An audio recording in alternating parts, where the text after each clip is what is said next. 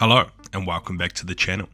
Today we're diving into a major crisis that has been unfolding in southern Syria, a place that doesn't often grab headlines these days, but probably should.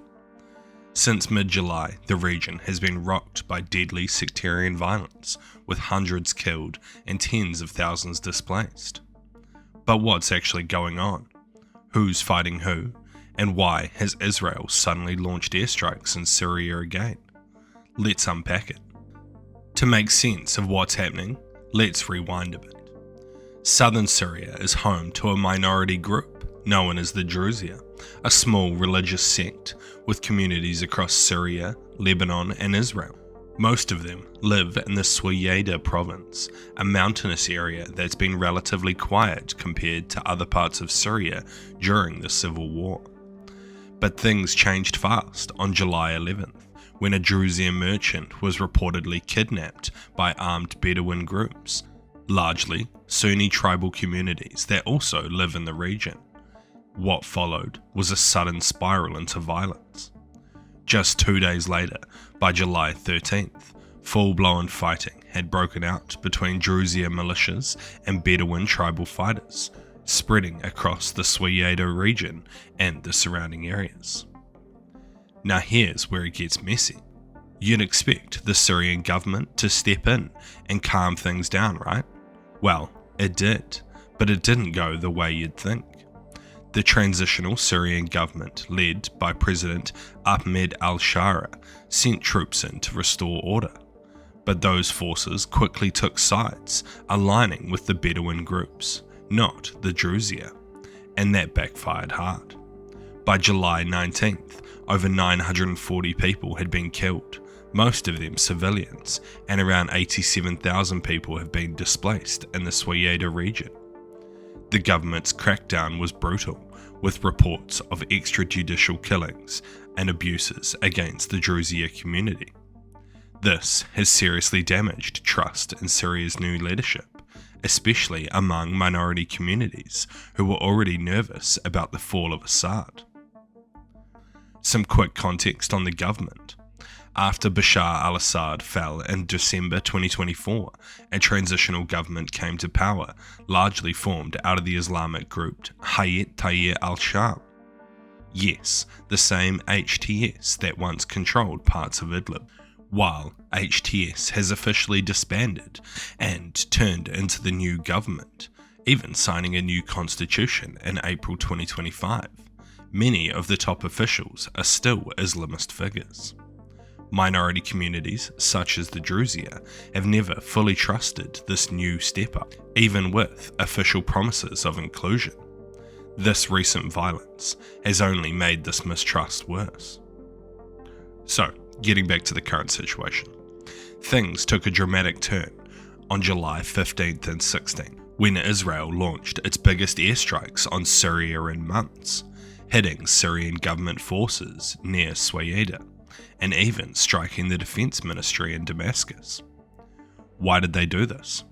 Israel says it has two red lines: no military forces south of Damascus, and to protect the Druze community in Jabal al-Druze. Here's what you might not know. Israel has a large Druze population within its own borders, many of whom serve in the military. So, Israeli leaders say they have the moral duty to act in defense of the community. Prime Minister Netanyahu even went on record saying Israel would not let Druze communities in Syria be massacred. But here's the catch: many Druze leaders in Syria and Lebanon flat out rejected Israel's help, saying that they don't want their protection. So yeah, it's complicated.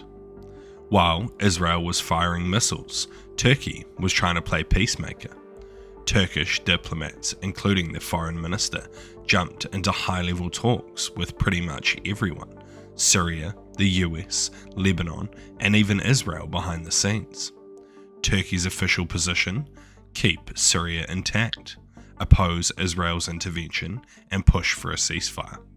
And to their credit, Turkish mediation helped secure temporary ceasefires.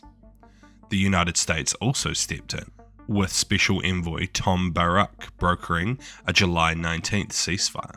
The US strategy here is to support the current Syrian government, warts and all, while trying to prevent a full-on regional war. Interestingly, this comes after some major shifts in US policy.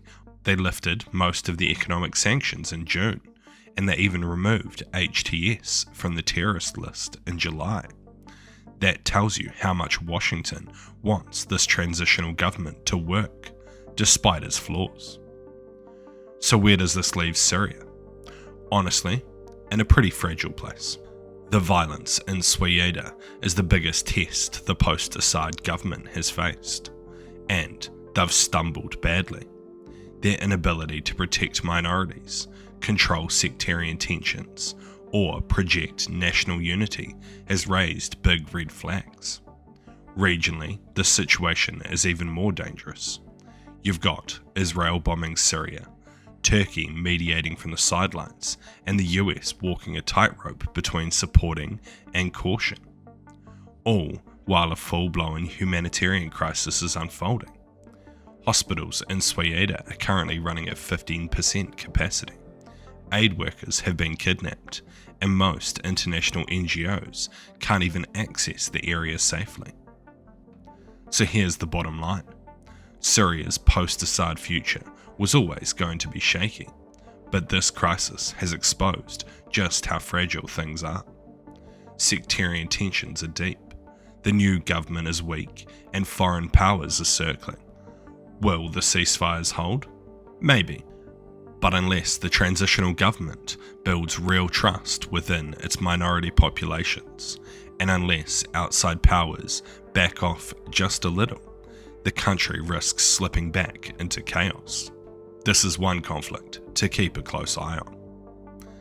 If you found this breakdown helpful, don't forget to like and subscribe, and drop your thoughts down in the comments below, especially if you've got insight on Syria's future or regional dynamics.